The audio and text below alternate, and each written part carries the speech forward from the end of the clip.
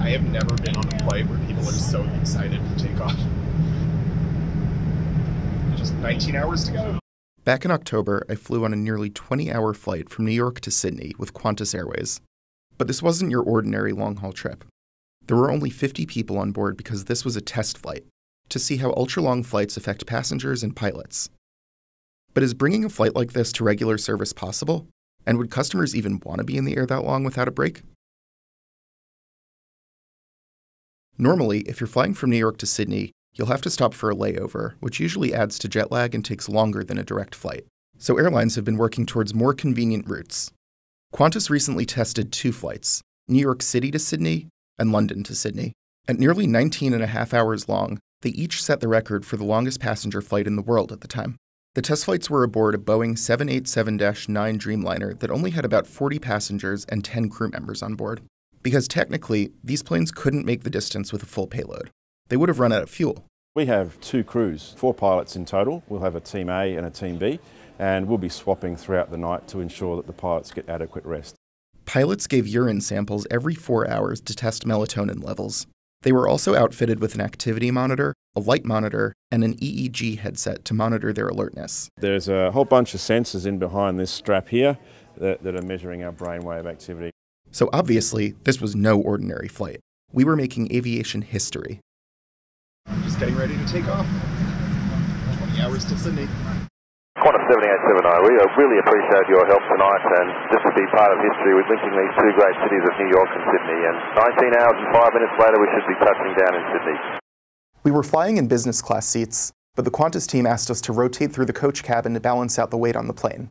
So I tried out the coach cabin, but obviously I preferred my business class seat. We've got about 18 hours and 17 minutes to go. So it's going to be a slightly shorter flight than the 20 hours that was a possibility. It's really just because the winds are working with us the way that the captain was able to plan the flight. We're not expecting any bad weather, and that's going to help us fly just a little bit faster. If this had been a normal long-haul flight, the plane would have stayed on New York time throughout the flight, which typically makes it hard to adjust to a new time zone when you arrive. But on this flight, the plane and its passengers switched to Sydney time right away as part of an experiment to minimize jet lag. Everything about the cabin lighting, everything about the food will be designed either to keep people awake or to induce them to go to sleep. And so we're hoping that they're going to end up getting off the plane and be quite comfortable in Sydney time.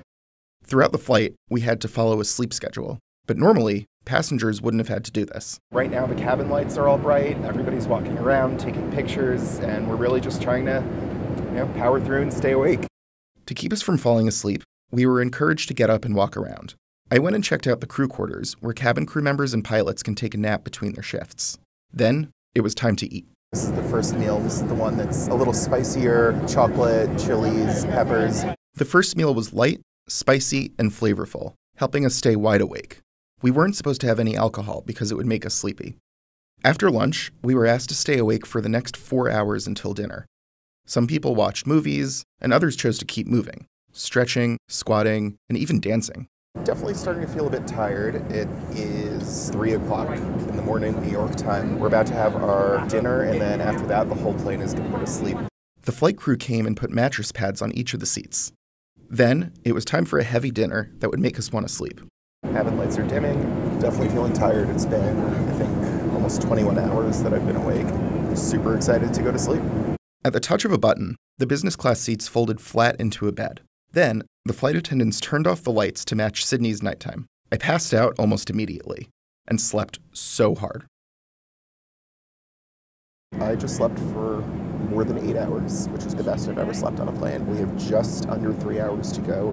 In the morning, the lights were brought up slowly with a warm glow, copying Sydney's sunrise. Right away, we had breakfast. And before I knew it, we were coming in on Sydney. We landed at 7:43 a.m., 19 hours and 16 minutes after taking off from New York. Even after crossing 15 time zones, I didn't feel jet-lagged, and all of the other passengers I spoke to felt the same. Qantas hasn't released the pilots' biometric data yet, but the pilots told me they felt great after the flight. 20 hours in the air wasn't as hard on my body as I thought it would be. The new service flow really did help me adjust to Sydney time a lot faster than had I broken up the trip with a stop. But I really think getting up and moving, eating the right food, and sleeping on Sydney time is what made the flight easier. Plus, we got there a lot faster. While I would totally take this flight again, I'll have to wait. Qantas says it won't actually start regular service until 2023. I flew it on a Boeing 787-9 Dreamliner. However, Qantas picked the Airbus A350-1000 for the future routes. But before Qantas starts flying, it has to convince investors that this will make money, and that passengers would actually want to take this flight. Then, they have to convince regulators that crews can work the long flight safely. Right now, Singapore Airlines holds the record for the longest commercial flight, a 19-hour daily flight from Newark, New Jersey to Singapore. But with its test flights through Project Sunrise, Qantas is getting closer to flying these routes as regular service, and holding the record for the world's longest flight. Project Sunrise is our attempt to overcome probably the last frontier in aviation, and that opens up just about every destination in the world we can fly non-stop to. Shortly after my flight, Qantas flew another successful test flight from London to Sydney.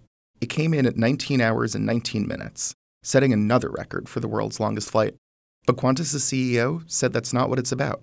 We're not aiming to have the title of the world's longest flight. For us, it's about having the world's most convenient flights to avoid stopovers, and that's what we're aiming for.